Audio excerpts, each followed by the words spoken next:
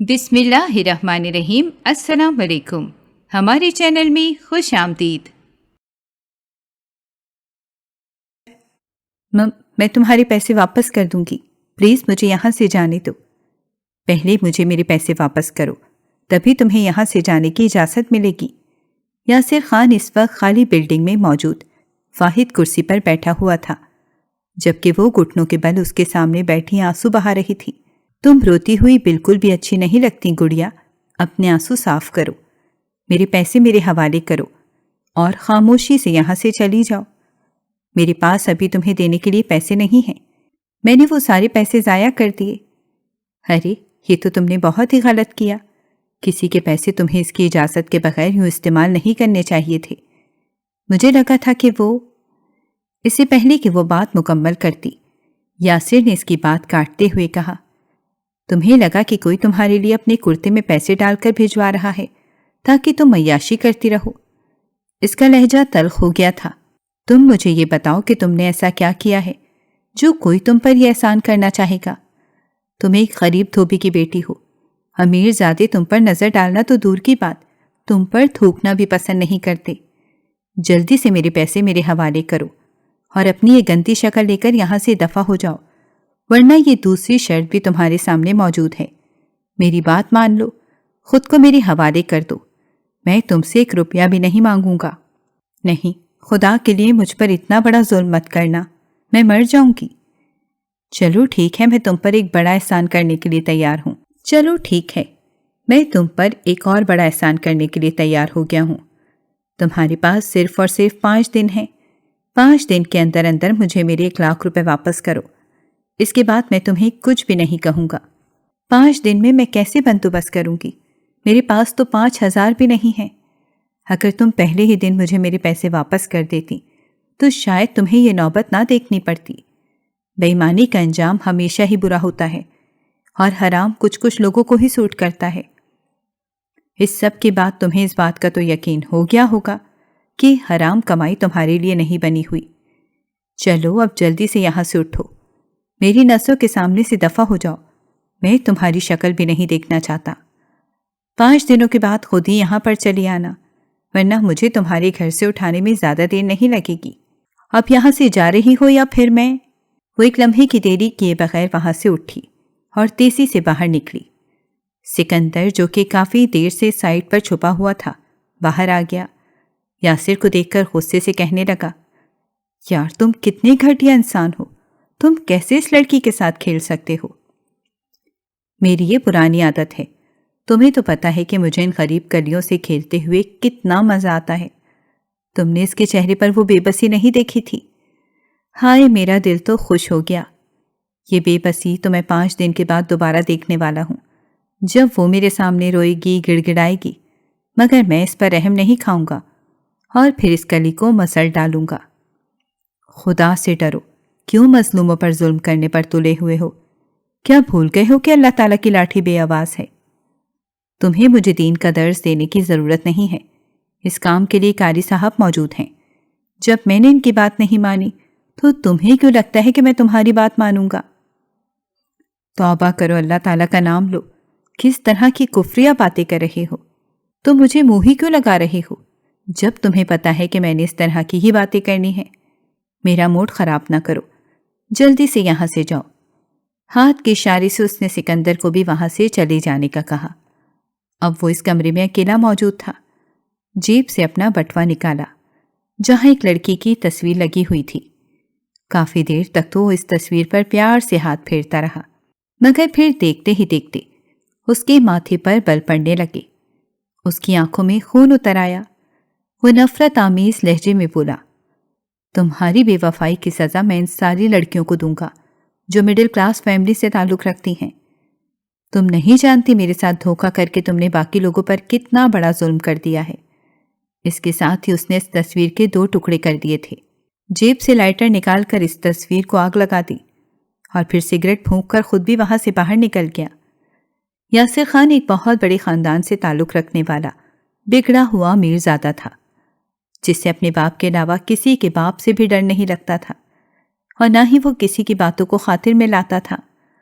ہمیشہ اپنی منمانی کرتا تھا اس کے سامنے تو اکثر اس کے باپ کی بھی نہیں چلتی تھی۔ ماں اپنے بیٹے کی حرکتوں سے ہمیشہ ہی پریشان رہتی تھی، اسے نصیحتیں کرتی نہیں تھکتی تھی۔ وہ جانتی تھی کہ وہ غصے کا تیز ہے، کہیں کچھ ایسا نہ کر دے جس پر بعد میں اسے پچھتانا پڑے، اسی لیے وہ اسے باز رکھتی تھی، اپنے پاس بٹھا کر گھنٹوں سے سمجھاتی رہتی تھی، مگر وہ یاسر ہی کیا جو کسی کی باتوں کو سمجھ جائے۔ وہ اس وقت اپنے کمرے میں بیٹھا ویڈیو گیم کھیل رہا تھا جب دروازے پر دستک ہوئی۔ غصے سے ایک نظر دروازے کی طرف دیکھا مگر منہ سے کچھ بھی نہ بولا۔ کیا میں اندر آ سکتی ہوں؟ اس نے دھیمی آواز میں پوچھا۔ نہیں، ایک لفظی جواب موصول ہوا۔ اسے لگا تھا کہ کسی نے اس کے دل پر خنجر چلا دیا ہو۔ بڑی مشکل سے اپنے آنسو پر قابو پایا اور دوبارہ سے دروازے پر دستک دینے لگے۔ اب کی بار اس نے گیم کا ریموٹ ایک طرف پھینکا اور غصے سے دروازے کی طرف بڑھا۔ کیا تمہیں میری ایک بار کہی ہوئی بات سمجھ میں نہیں آتی؟ آخر تم کس مٹی کی بنی ہوئی ہو؟ آپ مجھ پر اتنا غصہ کیوں کرتے ہیں؟ اس کی آنکھوں میں آنسو بہنے لگے۔ خبردار جو تم نے دوبارہ سے یہ ڈرامہ میرے سامنے شروع کیا۔ میں آپ سے بہت محبت کرتی ہوں، اتنی محبت کرتی ہوں کہ میں بتا نہیں سکتی۔ تو میں کیا کروں؟ مجھے تمہاری ذات سے کوئی دلچسپی نہیں ہے، میں تمہاری شکل بھی نہیں دیکھنا چاہتا۔ ابھی اور اسی وقت یہاں سے دفع ہو جاؤ۔ خدا کے لیے میرے ساتھ اتنا برا ظلم نہ کریں، میں آپ کے بغیر مر جاؤں گی۔ تم مر ہی جاؤ تو اچھا ہے۔ آخر تم اس قدر بےغیرت لڑکی کیسے ہو سکتی ہو؟ میں تمہیں اپنے منہ سے کہہ رہا ہوں کہ مجھے تم سے نفرت ہے اور تم ہو کہ میرا پیچھا ہی نہیں چھوڑ رہی۔ کیا تم میں ذرا بھی عزت نفس نہیں ہے؟ جو انسان محبت کرتا ہے وہ عزت نفس کو خاطر میں نہیں لاتا۔ آپ کے لیے میں نے عزت نفس بھی مار دی ہے۔ کم از کم اس سے تو سمجھ جائیں کہ میں آپ کے لیے کچھ بھی کر گزرنے کو تیار ہوں۔ دیکھو، میرا دماغ خراب مت کرو۔ تمہیں پتہ ہے کہ میں چھوٹے سے دماغ کا مالک ہوں۔ جب ایک بار میرے دماغ میں کوئی چیز فٹ ہو جاتی ہے تو وہ مر کر بھی نہیں نکلتی۔ اگر میرے دماغ میں یہ فٹ ہو گیا ہے کہ تم ایک چپکنے والی لڑکی ہو تو اس کے ساتھ ساتھ میرے دماغ میں تمہارے لیے نفرت بھی پیدا ہو جائے گی، اور وہ نفرت مرتے دم تک نہیں نکل پائے گی۔ تم میرے تایا جان کی بیٹی ہو، میں تمہاری عزت کرتا ہوں، کزن ہونے کے ناطے میں تمہیں پسند بھی کرتا ہوں، مجھے تم سے کوئی مسئلہ نہیں ہے۔ لیکن جہاں تک محبت کا سوال ہے تو یہ خیال اپنے اس گندے ذہن سے نکال دو۔ تو پھر آپ کس سے محبت کرتے ہیں؟ آخر وہ کون خوش نصیب ہے جس کے ہوتے ہوئے آپ میری طرف دیکھنا بھی پسند نہیں کر رہے؟ جس سے میں نے محبت کی تھی اس نے میرے ساتھ بے وفائی کی، وہ مجھے چھوڑ کر چلی گئی۔ اس کے بعد مجھے کبھی کسی اور سے محبت نہیں ہو سکتی۔ تو کیا آپ اس کی بے وفائی کی سزا باقی ساری دنیا کو دیتے رہیں گے؟ اس میں میرا کیا قصور ہے؟ میں تو آپ کو وہ ساری خوشیاں دینے کے لیے تیار ہوں جس پر آپ کا حق ہے۔ دیکھو بی بی، مجھے وہ خوشیاں نہیں چاہیے۔ یہ میرے ہاتھ دیکھو، میرا پیچھا چھوڑ دو اور اب نکلو یہاں سے۔ اس نے آیت کو زور سے پیچھے کی طرف دھکا دیا۔ وہ زمین پر گر پڑی۔ اس کا سر ٹکرانے کی وجہ سے خون بہنے لگا تھا، مگر سامنے کھڑے بے رحم شخص کو تو جیسے کسی چیز سے کوئی فرق ہی نہیں پڑ رہا تھا۔ کافی دیر تک وہیں زمین پر بیٹھی رہی، روتی رہی۔ ماریا، جو کہ اس کی خالہ کی بیٹی تھی، کچھ دن پہلے ہی اس کے پاس رہنے کے لیے آئی تھی۔ جب اس نے اسے یوں زمین پر پڑے ہوئے دیکھا، اس کے دل کو کچھ ہوا۔ کیا ہوا ہے؟ تم یہاں کیا کر رہی ہو؟ اور یہ خون کیسا ہے؟ کیا کسی نے تمہیں کچھ کہا ہے؟ کسی اپنے کی آواز سننے کی دیر تھی۔ وہ اونچی اونچی آواز میں رونے لگی۔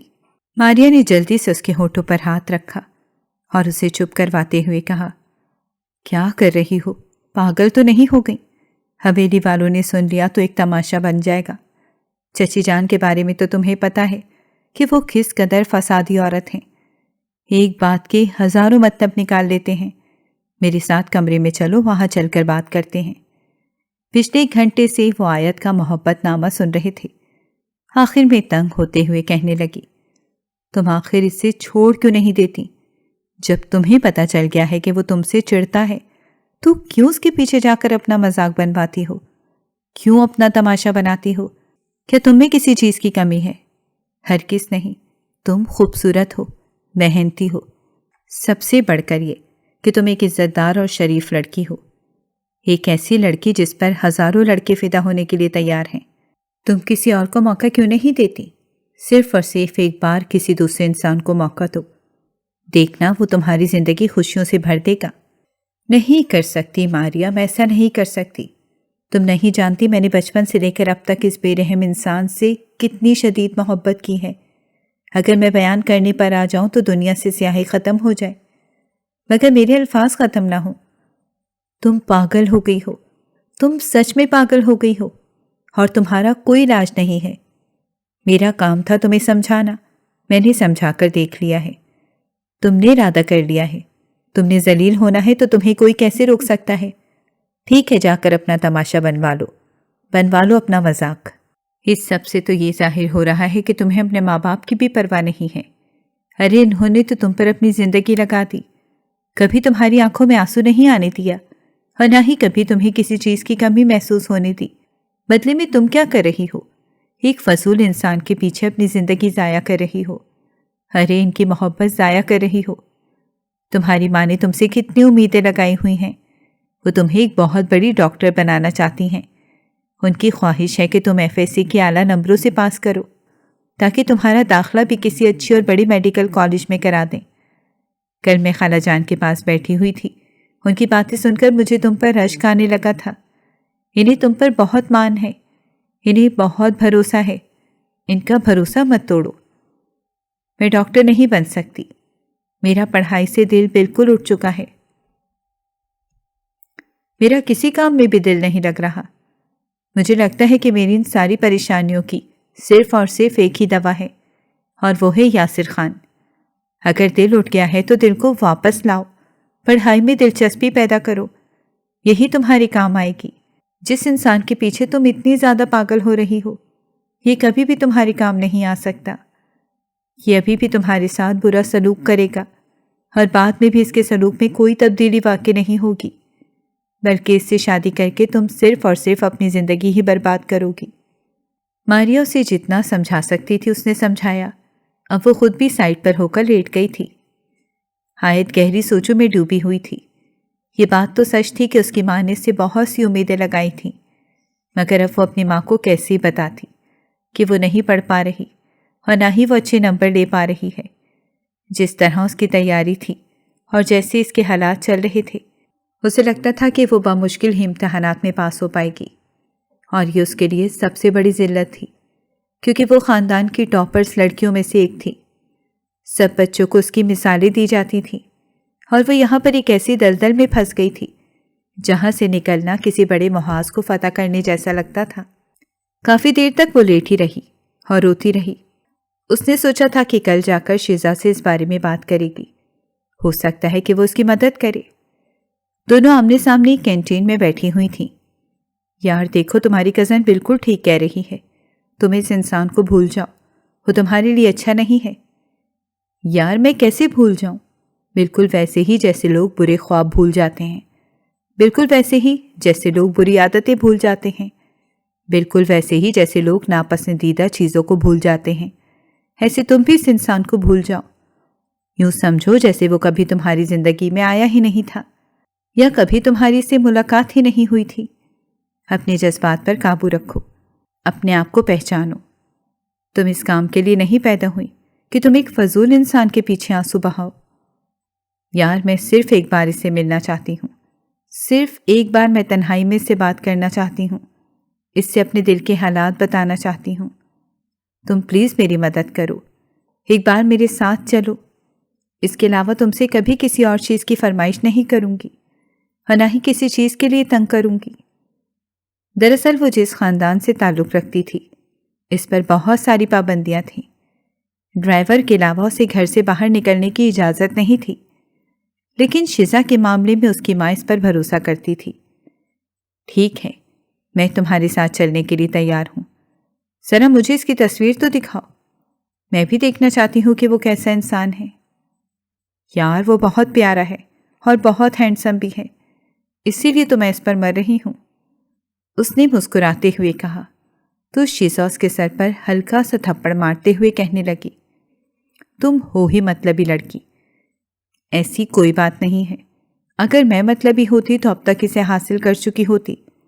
میرے پاس اور بھی بہت سے طریقے تھے، میں اسے اپنے قابو میں کر لیتی۔ اچھا، میری ماں مان لیا ہے کہ تم مطلبی نہیں ہو۔ مجھے اس کی تصویر دکھاؤ نا۔ اس نے موبائل نکالا ہی تھا کہ بند ہو گیا۔ اسے بھی ابھی بند ہونا تھا۔ چلو کوئی بات نہیں، کل جب ہم دونوں اس سے ملنے کے لیے جائیں گے تب تمہیں وہ دیکھ ہی جائے گا۔ چلو یہ بھی ٹھیک ہے، اب مجھے کال کے آنے کا انتظار ہوگا۔ شزا مسکراتے ہوئے بولی تو وہ بھی مسکرا دی۔ تم مجھے اپنے مسئلے کے بارے میں بتاؤ، تم پچھلے دنوں کافی پریشان تھیں، کیا ہوا ہے؟ یار مجھے پیسوں کی ضرورت ہے اور وہ پیسے مجھے 5 دن کے اندر اندر چاہیے، اگر نہ ملے تو میں بری طرح سے تباہ و برباد ہو جاؤں گی۔ شزا کو اب اپنی پریشانی بھی یاد آ چکی تھی۔ کتنے پیسے چاہیے تمہیں؟ مجھے 1 لاکھ چاہیے۔ جوس کسی فوارے کی طرح آیت کے منہ سے نکلا۔ تم پاگل تو نہیں ہو گئی؟ اتنے زیادہ ادھار تم نے کس سے لیا تھا؟ یار میں نے تھوڑے تھوڑے کر کے پیسے لیے تھے، لیکن اتنے زیادہ بن گئے مجھے پتہ ہی نہ چلا، اس نے شرمندگی سے کہا۔ تو وہ اس کی بازو پکڑ کر اسے جھنجھوڑتے ہوئے کہنے لگی، مطلب پچھلے دنوں جن پیسوں سے تم ہم لوگوں کو عیاشی کروا رہی تھیں وہ اسی ادھار میں سے تھے؟ ہاں بس ایسا ہی سمجھ لو، اس نے شرمندگی سے کہا۔ یار تم اتنی بے وقوف کیسے ہو سکتی ہو؟ مجھے تم سے بالکل بھی یہ امید نہیں تھی۔ ارے میں تو سمجھ رہی تھی کہ شاید تمہیں کوئی آن لائن کام مل گیا ہے اور تمہاری اچھی خاصی کمائی ہو رہی ہے۔ مجھے کیا پتا تھا کہ تم اپنی ذات پر اتنا بڑا ظلم کر رہی ہو۔ اگر تم مجھے پہلے ہی بتا دیتی تو میں آج اس دن کی نوبت ہی نہیں آنے دیتی۔ اب جو کچھ ہونا تھا وہ ہو ہی گیا ہے۔ آیت اب ہم دونوں کچھ بھی نہیں کر سکتے۔ تم مجھے یہ بتاؤ کہ میں کیسے اس معاملے سے باہر نکلوں؟ میں تمہیں 50,000 تک دے سکتی ہوں، باقی کے 50,000 کا تم خود ہی بندوبست کر لو۔ یار میں کہاں سے لاؤں گی؟ تم میرے بابا کے حالات کے بارے میں اچھے طریقے سے جانتی ہو۔ یار بابا دھوبی ہیں، بڑی مشکل سے تو گھر کا خرچہ چلتا ہے، اتنی بڑی رقم کا بندوبست کرنا مشکل ہی نہیں ناممکن ہے۔ میں بھی اپنے گھر کے حالات تمہارے سامنے رکھ دیتی ہوں، تم جانتی ہو کہ مجھے ہی لمیٹڈ پاکٹ منی ملتی ہے۔ میری ماں اس معاملے میں بالکل بھی اچھی نہیں ہے، جب مجھے کسی چیز کی ضرورت ہوتی ہے تو وہ مجھے ڈرائیور کے ساتھ بھیج دیتی ہیں، پیسے بھی ڈرائیور کو دیے جاتے ہیں۔ میں آج تک اپنی ماں کی ذہنیت کو نہیں سمجھ پائی، اور یہ جو 50,000 کی میں بات کر رہی ہوں یہ تمہیں ماریا سے لے کر دوں گی، یہ تمہیں 1 مہینے کے اندر واپس کرنے ہوں گے۔ فی الحال تم اس انسان سے پیچھا چھڑاؤ، بعد میں دیکھ لیں گے کہ ماریا کو کیسے واپس کرنے ہیں۔ شزا کی پریشانی کسی حد تک تو ختم ہو ہی چکی تھی، یعنی 50,000 کا بندوبست ہو چکا تھا، آدھی رقم اسے مل گئی تھی، اب باقی کی آدھی رقم اس نے اکٹھی کرنی تھی، مگر کہاں سے؟ سوال یہ پیدا ہوتا تھا، اور اس کا جواب اس کے پاس بھی نہیں تھا۔ رات کا وقت تھا، سب گھر والے کمرے میں لیٹے آرام کر رہے تھے، جبکہ وہ ذہن میں بیٹھی آنے والے کل کے بارے میں سوچ رہی تھی۔ نہ جانے اس کی قسمت میں کیا لکھا ہوا تھا۔ کیا مجھے آیت کے ساتھ جانا چاہیے؟ کہیں ایسا نہ ہو کہ اس کی وجہ سے ایک اور بڑی مصیبت میں پھنس جاؤں۔ میں اس کی فیملی کو نہیں جانتی، جو باتیں اس نے اپنی کزن کے بارے میں بتا رکھی ہیں وہ تو ایک نمبر کا کھڑوس انسان معلوم ہوتا ہے، کہیں ایسا نہ ہو کہ اس کے ساتھ ساتھ میں بھی مشکل میں پھنس جاؤں۔ وہ خود سے ہی سوال جواب کر رہی تھی جب شہریار کی آواز پر چونک گئی۔ مجھے جا کر چچی جان کو بتانا پڑے گا کہ تم پاگل ہو چکی ہو۔ یار چپ کر جاؤ، فی الحال میں مذاق کرنے کے موڈ میں نہیں ہوں، میں بہت پریشان ہوں۔ چلو تمہاری یہ پریشانی بھی دور کر دیتا ہوں، میرے پاس ایک بہت ہی اچھی خبر ہے، کل ہی مجھے میری پہلی تنخواہ ملی ہے۔ اب یہ اس نے بات مکمل ہی نہیں کی تھی کہ وہ پرجوش انداز میں کہنے لگی، یہ تو بہت اچھی بات ہے، مجھے تھوڑا سا ادھار چاہیے۔ یہ دیکھو ابھی میں نے اپنی بات پوری نہیں کی اور تمہیں پہلے سے ہی پیسے چاہیے، بتاؤ 2,000 چاہیے یا 3,000؟ اور یوں کہہ رہا تھا جیسے کوئی بہت ہی بڑی رقم ہو، مگر جب اس نے اپنی کزن کی بات سنی اسے لگا کہ قدموں کے نیچے سے زمین نکل گئی ہو۔ تم پاگل تو نہیں ہو گئی؟ 50,000 کا کیا کرو گی؟ تم نے پھر سے کوئی پنگا لیا ہے نا؟ مجھے صاف صاف بتاؤ۔ یار میں تو مذاق کر رہی تھی، تم تو یوں ہی سیریس ہو گئی ہو۔ اس نے فوراً ہی بات پلٹ دی تھی۔ مگر اس کے چہرے سے جو پریشانی ظاہر ہو رہی تھی وہ دیکھ کر بالکل بھی نہیں لگ رہا تھا کہ وہ مذاق کر رہی ہے۔ ٹھیک ہے، اگر تم مجھے نہیں بتانا چاہتی تو کوئی بات نہیں، مگر میری ایک بات اپنی اس عقل مند ذہن میں بٹھا لو، تمہیں میرے ہوتے ہوئے کہیں سے بھی مدد مانگنے کی ضرورت نہیں ہے۔ جب بھی تمہارا ذہن بنے تم میرے پاس آ سکتی ہو، میرے پاس پیسے موجود ہیں، میں تمہیں ادھار دے دوں گا، لیکن خدا کے لیے باہر نہیں جانا۔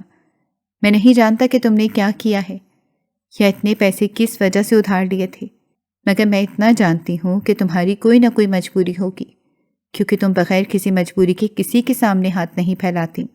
اس کے لہجے میں مان تھا اور یقین تھا۔ یہ دیکھ کر شیزا کی آنکھوں میں آنسو آ گئے، مگر اس نے فیصلہ کیا تھا کہ جب تک وہ آیت سے مشورہ نہیں کرے گی تب تک وہ کوئی بھی فیصلہ نہیں لے گی۔ مگر اب سوال یہ پیدا ہوتا تھا کہ آیت اسے ملنے کے لیے کیسے بلائے گی۔ اصل میں اس نے شیزا سے یہ بات بھی چھپا رکھی ہوئی تھی کہ پچھلے 1 سال سے وہ فیک آئی ڈی سے اس سے رابطے میں تھی۔ یاسر خان کو اس بارے میں معلوم نہیں تھا اور اب وہ اپنی فیک آئی ڈی سے ہی اسے ملنے کے لیے بلا رہی تھی۔ وہ جانتی تھی کہ اس میں بہت بڑا رسک ہے، مگر وہ کیا کرتی؟ اگر وہ اپنا نام لیتی تو وہ کبھی بھی ملنے کے لیے راضی نہ ہوتا۔ وہ اس وقت شہر کے سب سے بڑے ہوٹل میں بیٹھی ہوئی تھی۔ شیزا تھوڑے ہی فاصلے پر ایک الگ ٹیبل پر موجود تھی، جو ظاہر کر رہی تھی جیسے اس کا آیت کے ساتھ کوئی تعلق ہی نہیں ہے۔ وہ بیٹھی مینیو کارڈ دیکھ رہی تھی جب اسے ایک جانب پہچانی آواز سنائی دی۔ اس آواز کو تو وہ لاکھوں میں پہچان سکتی تھی۔ ڈرتے ڈرتے وہ نظریں بھی نہیں اٹھا رہی تھی، جبکہ یاسر خان کی نظر سب سے پہلے اسی پر ہی پڑی تھی۔ مگر اس کو نظر انداز کرتے ہوئے وہ اس ٹیبل کی طرف آ گیا جس کے بارے میں اسے بتایا گیا تھا۔ سامنے آیت کو بیٹھا ہوا دیکھ کر اس کے ماتھے پر بل پڑ گئے اور وہ خوخوار نظروں سے اس کو گھورتے ہوئے کہنے لگا، تم یہاں پر کیا کر رہی ہو؟ مجھے آپ سے ایک ضروری بات کرنی تھی۔ میں پوچھ رہا ہوں کہ تم یہاں پر کیا کر رہی ہو؟ کیا تم ہی تو وہ سمرا نہیں ہو جس نے مجھے یہاں پر ملنے کے لیے بلایا؟ قسم اٹھا کر کہتا ہوں، اگر تم وہی لڑکی ہوئی تو میں تمہارا حشر نشر کر دوں گا۔ آپ میری بات ایک بار سن تو لیں۔ کیا تم وہی سمرا ہو؟ اس نے اپنی بات پر زور دیتے ہوئے کہا تو وہ تیزی سے ہاں میں سر ہلانے لگی۔ میں سوچ بھی نہیں سکتا تھا کہ تم اس قدر گھٹیا حرکت کرو گی۔ جب تمہیں یہ پتہ چل گیا ہے کہ تمہاری شکل بھی نہیں دیکھنا چاہتا تو تم نے اپنی شناخت تبدیل کر دی۔ مجھے تو تمہاری سرکت پر بھی تم پر رحم آ رہا ہے۔ کیا تم اتنی گئی گزری ہوئی لڑکی ہو؟ ایسا کچھ بھی نہیں ہے۔ میں آپ سے محبت کرتی ہوں اور آپ کو بتانا چاہتی ہوں، مجھے آپ کا ساتھ چاہیے۔ اگر آپ مجھے نہ، انف از انف، بہت ہو گیا ہے، اب تمہاری ایک بھی بات نہیں سننے والا میں۔ مجھے بتاؤ کہ گھر والوں کو تم اس بارے میں سب کچھ بتانے والی ہو یا میں جا کر تمہاری شکایت لگاؤں گا؟ کیونکہ اب یہ بات چھوٹی نہیں رہی، اب تم حد تجاوز کرنے لگی ہو اور مجھے اس طرح کی لڑکیاں بالکل بھی پسند نہیں ہیں۔ پلیز گھر والوں کو اس بارے میں کچھ بھی نہ بتائیے گا، میری ماں مجھے جان سے مار دے گی۔ تم جیسی لڑکیوں کے ساتھ یہی ہونا چاہیے، تم جیسی لڑکیوں کو مر ہی جانا چاہیے۔ وہ اتنی زور سے چلایا تھا کہ وہاں پر بیٹھے ہوئے سب لوگ اس کی طرف متوجہ ہو گئے تھے۔ شیزا تیزی سے بھاگتی ہوئی آیت کے پاس گئی اور اس کا بازو پکڑتے ہوئے کہنے لگی، چلو ہمیں یہاں سے چلنا چاہیے۔ یہی اس کی سب سے بڑی بھول ہو گئی تھی۔ تو تم بھی اس کے ساتھ ملی ہوئی ہو، تم دونوں نے مل کر یہ کھیل کھیلا ہے۔ میں تم دونوں سے ہی حساب لوں گا۔ اس کو تو میں گھر جا کر دیکھ لیتا ہوں، اور تمہیں بھی۔ میں نے تمہیں 5 دن کا جو وقت دیا تھا وہ ختم ہو گیا ہے۔ آج رات 12 بجے سے پہلے مجھے میرے پیسے چاہیے۔ اگر تم نے وہ پیسے نہ دیے تو میں تمہیں گھر سے اٹھوا لوں گا۔ یہ کہہ کر وہ آیت کا بازو پکڑ کر اسے اپنے ساتھ گھسیٹتا ہوا ہوٹل سے باہر نکل گیا تھا، جبکہ شیزا نے اپنا سر دونوں ہاتھوں میں گرا دیا۔ سکندر جو کہ اس کے ساتھ ہی اس ہوٹل میں آیا تھا، جب اس نے یاسر کو اپنی کزن کے ساتھ باہر نکلتا ہوا دیکھا تو حیران ہوا۔ پیچھے شیزا بھی کھڑی تھی۔ کچھ سوچ کر اس کے پاس چلا آیا اور اس سے پوچھنے لگا، کیا ہوا ہے؟ اتنے غصے میں کیوں ہے؟ یہاں پر تو یہ سمرا سے ملنے کے لیے آیا تھا۔ اس نے اسے ساری کہانی سنا دی اور اپنی مجبوری بتاتے ہوئے رونے لگی۔ مجھے بالکل بھی اندازہ نہیں تھا کہ وہ پیسے جان بوجھ کر بھیج رہے ہیں تاکہ بعد میں مجھے بلیک میل کر سکیں۔ اگر مجھے اس چیز کی ذرا سی بھی بھنک پڑ جاتی تو میں خدا کی قسم اٹھا کر کہتی ہوں کبھی بھی ان پیسوں کو ہاتھ نہ لگاتی۔ ابھی میں بہت مشکل میں پھنس گئی ہوں، سمجھ نہیں آ رہا کیسے اس پریشانی سے باہر نکلوں۔ میں تمہاری مدد کرنے کے لیے تیار ہوں، میں تمہیں 1 لاکھ پوری رقم دوں گا، تم وہ پیسے اسے دے کر اپنی جان چھڑوا سکتی ہو۔ وہ اپنا رونا بھول کر حیرت سے اس کی طرف دیکھنے لگی تھی۔ مگر آپ ایسا کیوں کریں گے؟ کیونکہ مجھے اس چیز کا اندازہ ہے کہ وہ تمہارے ساتھ زیادتی ہو رہی ہے، اور میں کسی کے ساتھ بھی زیادتی ہوتے ہوئے نہیں دیکھ سکتا۔ میری اس رحم دلی کو اپنے لیے خوش فہمی نہ بنا لینا۔ اگر تمہاری جگہ کوئی اور لڑکی ہوتی تو اس کے ساتھ بھی میں ایسا ہی سلوک کرتا۔ یہ کہہ کر اس نے اپنی جیب سے چیک نکالا اور 1 لاکھ کی رقم لکھ کر دے دی۔ بلکہ تم ایسا کرو، میرے ساتھ ہی بینک چلو، وہیں سے پیسے نکلوا کر تمہیں دے دیتا ہوں۔ رکیں، میں ان سے ان کا اکاؤنٹ نمبر مانگ لیتی ہوں۔ اسے جلدی سے یاسر خان کو میسج کیا۔ وہ جو اس وقت رش ڈرائیونگ کر رہا تھا، اپنے موبائل پر آنے والے میسج کو دیکھ کر اس کے لبوں پر ایک پراسرار مسکراہٹ پھیل گئی۔ کرایہ لگانے کے تو پیسے اس لڑکی کے پاس ہے نہیں، اکاؤنٹ نمبر مانگ رہی ہے 1 لاکھ بھیجنے کے لیے۔ اس نے دل ہی دل میں سوچا اور پھر کچھ سوچتے ہوئے اکاؤنٹ نمبر بھی بھیج دیا۔ مگر اگلے ہی لمحے اسے جھٹکا لگا جب 1 لاکھ کی مکمل رقم اس کے اکاؤنٹ میں آ گئی۔ یہ کیسے ہو سکتا ہے؟ ایسا کسی بھی صورت ممکن نہیں ہو سکتا۔ اس لڑکی کے پاس اتنے پیسے کہاں سے آ گئے؟ وہ ایک نئی پریشانی سے دوچار ہو گیا تھا، اور وہ جو سوچ رہا تھا کہ آج رات وہ اس کا تماشا بنائے گا، اس کو اس کی نظروں میں گرا دے گا، وہ بری طرح سے ناکام ہو گیا تھا۔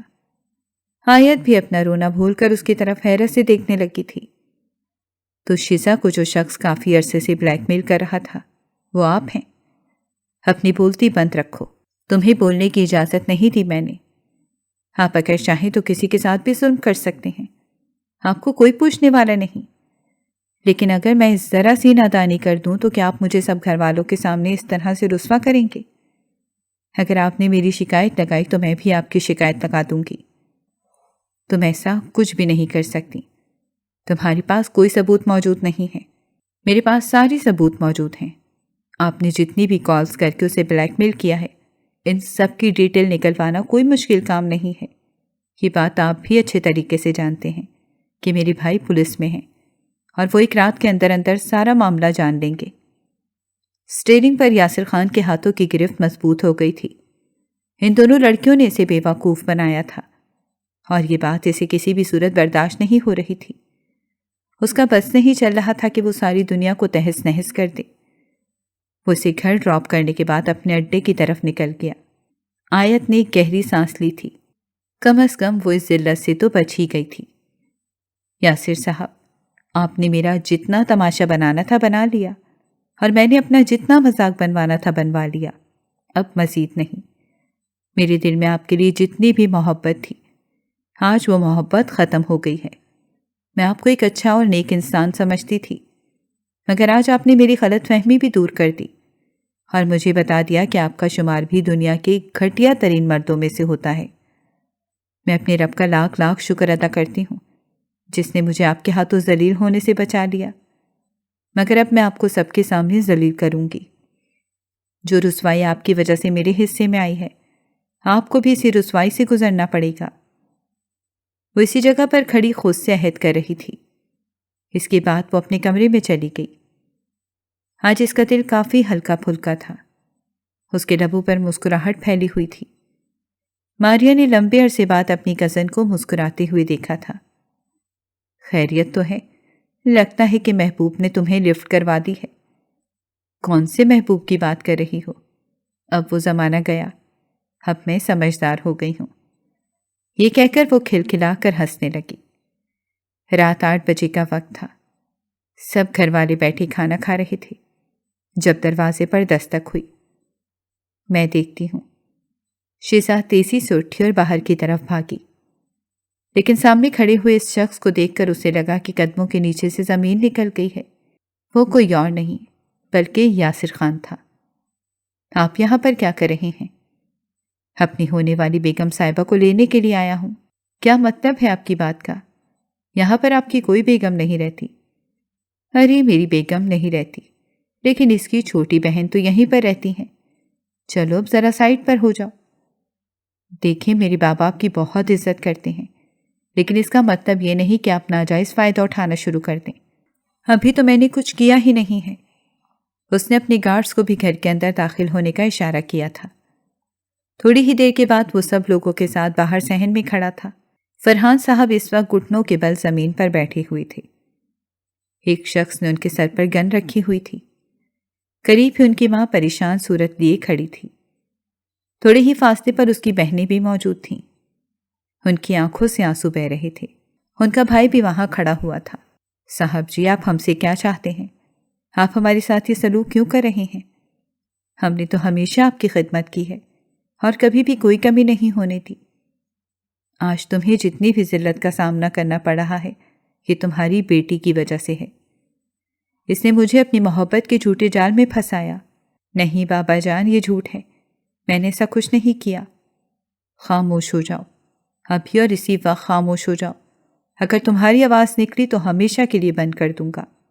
جب میں اس کی محبت میں گرفتار ہو گیا تو یہ مجھے چھوڑ کر چلی گئی۔ اس کی وجہ سے اپنی زندگی کے 3 سال میں نے برباد کر دیے اور اسے پاگلوں کی طرح تلاش کرتا رہا۔ اگر مجھے پتا ہوتا کہ یہ یہاں پر رہ رہی ہے تو خدا کی قسم اسی دن آ کر اسے گولی مار دیتا۔ شیزا سوچ بھی نہیں سکتی تھی کہ اس طرح اس کا پول کھل جائے گا۔ اس کا وجود خوف سے کانپ رہا تھا۔ اسے پتا تھا کہ اب اس کا برا وقت شروع ہونے والا ہے۔ ابھی اور اسی وقت مولوی کا انتظام کرو۔ اپنی بیٹی کا نکاح کر کے اسے میرے حوالے کر دو، اور خبردار تم لوگوں نے کسی بھی قسم کی چالاکی کرنے کی کوشش کی۔ اگر کسی نے پولیس کو اس معاملے میں داخل کیا تو میں اس کو اچھے طریقے سے دیکھ لوں گا۔ اور پھر کچھ لوگوں کی موجودگی میں اس کا نکاح یاسر خان سے ہو گیا تھا۔ اگر کوئی اور وقت ہوتا تو وہ بہت خوش ہوتی اور اپنی قسمت پر ناز کرتی، لیکن فی الحال یہ اس کے لیے کسی مصیبت سے کم نہیں تھا۔ وہ اس کے ساتھ گاڑی میں بیٹھی ہوئی تھی۔ تو تمہیں کیا لگا تھا کہ میں تمہیں کبھی بھی تلاش نہیں کر پاؤں گا؟ مجھے تو اسی دن ہی تم پر شک ہو گیا تھا، جس دن میں نے تمہیں اپنی دوستوں کے ساتھ پیسے اڑاتے ہوئے دیکھا تھا۔ اسی دن ہی مجھے پتا چل گیا تھا کہ تمہارا کنیکشن کہیں نہ کہیں اس لڑکی سے بنتا ہے جس نے آج سے 3 سال پہلے مجھے بیوقوف بنایا تھا۔ اب خاموشی سے اس بات کا اعتراف کر لو، تمہارے لیے آسانی ہو جائے گی۔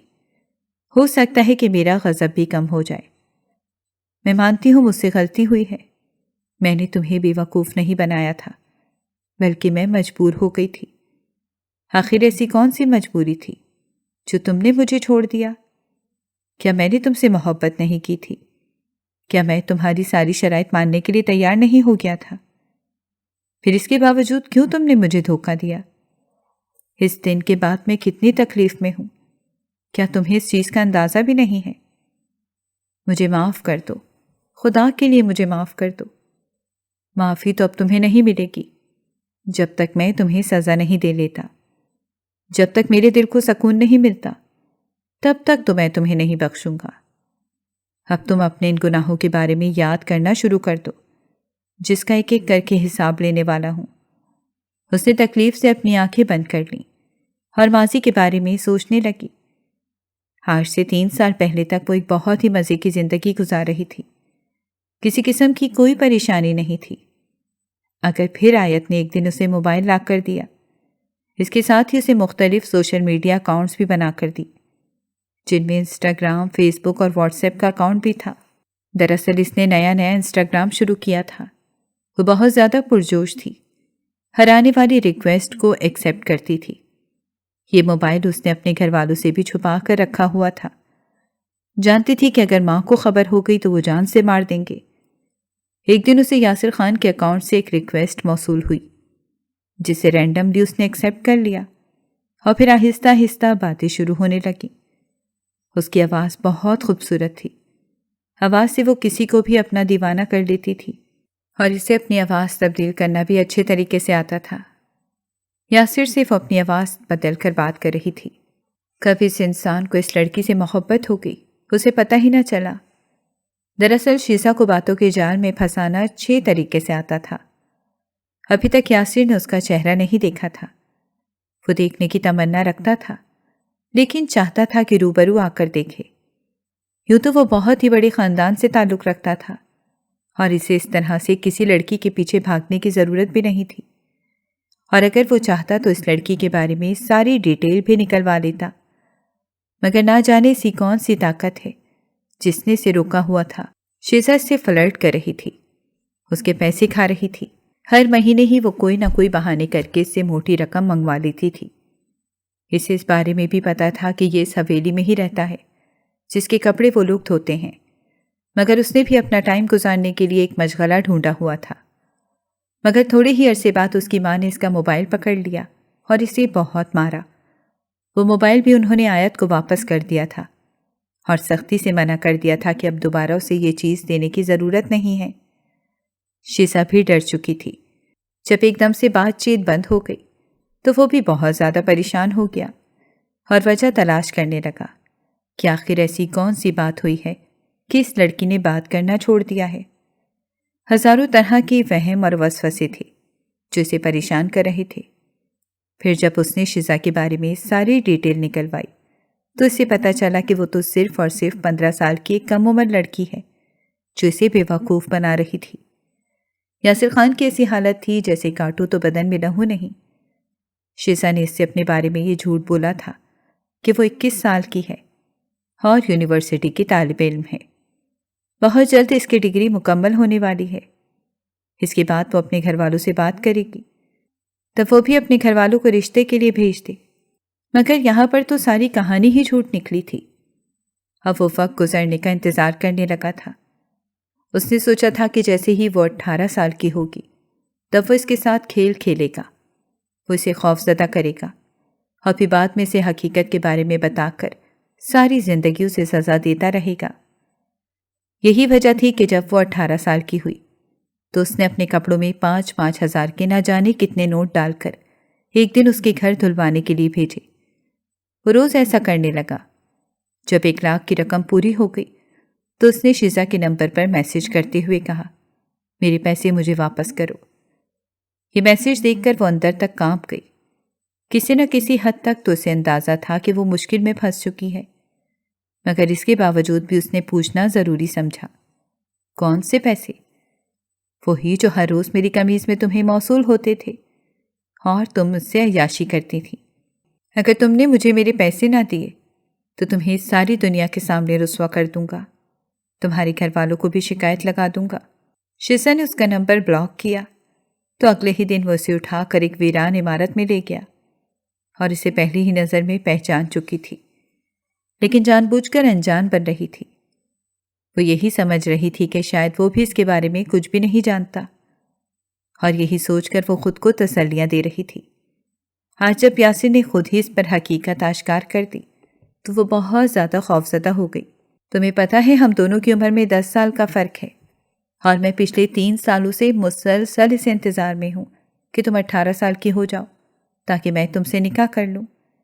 और देखो मेरा इंतज़ार पूरा हो गया। आज तुम्हारी सालगिरह भी है।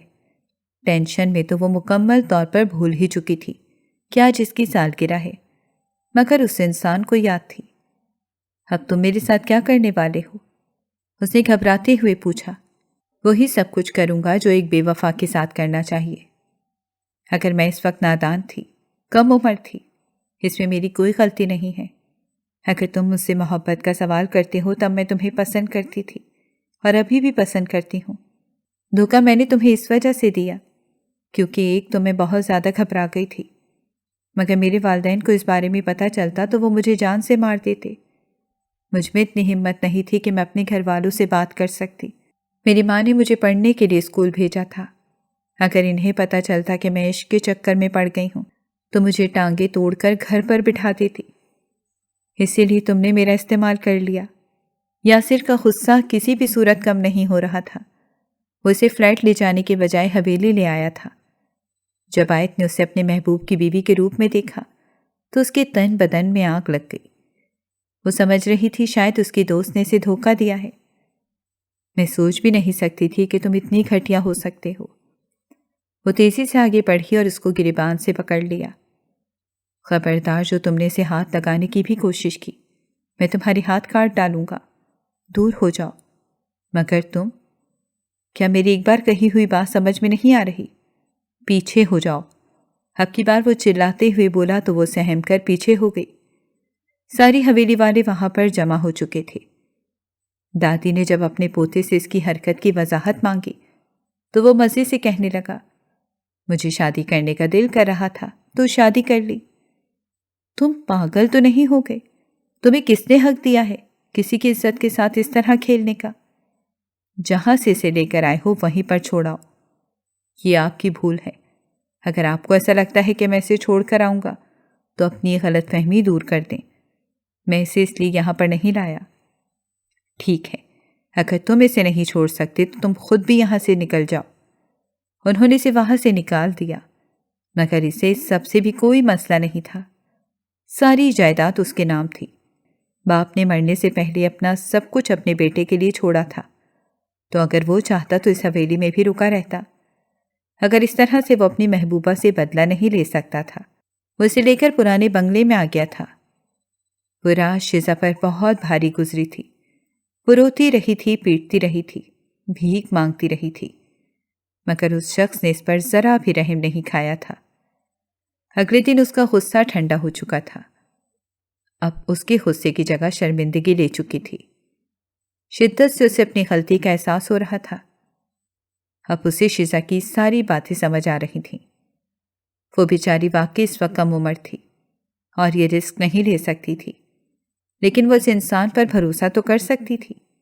اگر وہ اس سے جھوٹ نہ بولتی تو شاید آج اسے اس طرح کی تکلیف سے نہ گزرنا پڑتا۔ یہ ساری باتیں یاد کر کے خود کو تسلی دیتی تھی۔ وہ جو سوچ رہا تھا کہ اب وہ اس لڑکی پر ظلم و ستم کے پہاڑ توڑے گا، خود ہی اپنی حرکتوں پر حیران رہ گیا۔ وہ واقعی مجنوں بن چکا تھا۔ اس کو تکلیف پہنچانے کے بجائے وہ اس کا خیال رکھتا تھا، اس کی ضروریات کو پورا کرتا تھا، اکثر ہی اسے گھمانے کے لیے بھی ساتھ لے جاتا تھا، مگر وہ اس سے محبت کا اظہار نہیں کرتا تھا۔ اور یہی بات تھی جو شیزا کو تکلیف پہنچا رہی تھی۔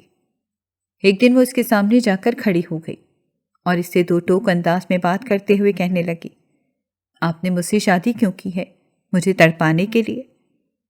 واہ یار، تمہیں جب سوال کا جواب معلوم ہے تو کیوں مجھ سے پوچھتی ہو؟ میں سیریس ہوں۔ میں بھی تو سیریس ہی ہوں۔ تم ٹھیک سمجھ رہی ہو، میں نے اس لیے تم سے شادی کی ہے۔ تو پھر میرا خیال کیوں رکھتے ہیں؟ کیا آپ یہ سب کچھ ختم نہیں کر سکتے؟ کیا مطلب کیا ختم نہیں کر سکتا؟ وہ پھر سے انجان بن گیا۔ آپ ساری بے رخیاں ختم کر دیں اور مجھے اپنا لیں۔ میں آپ سے اپنے کیے کی معافی مانگ رہی ہوں۔ مجھے آپ سے محبت ہو گئی ہے، بے تحاشا محبت ہو گئی ہے، اتنی کہ اب آپ کے بغیر گزارا ناممکن ہے۔ آپ خدا کے لیے اپنی بے رخی چھوڑ دیں اور مکمل طور پر خود کو میرے حوالے کر دیں۔ میں تم پر کیسے بھروسہ کر سکتا ہوں؟ تم نے تو مجھے دھوکہ دیا ہے۔ اب کبھی بھی نہیں دوں گی، وعدہ کرتی ہوں۔ اس کی آنکھوں سے آنسو ٹپک کر گرا تو بے ساختہ یاسر نے اس کا آنسو صاف کیا۔ میں نے کبھی تم سے نفرت کی ہی نہیں ہے۔ غصہ تھا لیکن نفرت نہیں تھی، اور آج میں اس بات کا بھی اعتراف کر لیتا ہوں کہ میں تم سے محبت کرتا ہوں۔ اس کے اس اظہار پر وہ کھل کر مسکرا دی۔ اگر آپ کو ہماری کہانیاں پسند آ رہی ہیں تو ہمارے چینل کو سبسکرائب کریں اور بیل آئیکن کو پریس کرنا مت بھولیے گا تاکہ ہماری ہر کہانی آپ تک بر وقت پہنچے، اور کامنٹ باکس میں اپنی رائے کا اظہار کرنا مت بھولیے گا۔